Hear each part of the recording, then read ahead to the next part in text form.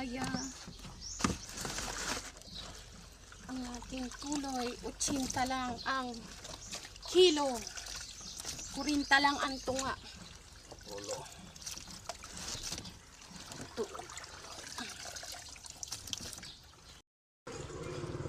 So Martis naman mga kasdaan, bili na po kayo ng tuloy. 80 lang po ang ating tuloy mga kasdaan. 40 pesos ang kilo mga kasdaan.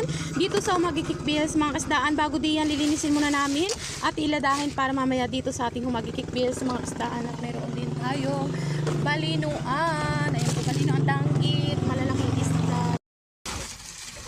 So mag-iilada na tayo mga kasda kasi mamaya magtitinda tayo dito sa Humagikik Bills mamayang hapon at ayusin muna natin yung mga isda bago natin tinda dito sa Humagikik Bills. So nandito kami sa daga ngayon.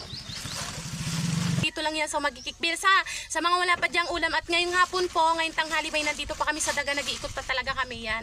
Ating bonito 240, 220 ang kilo.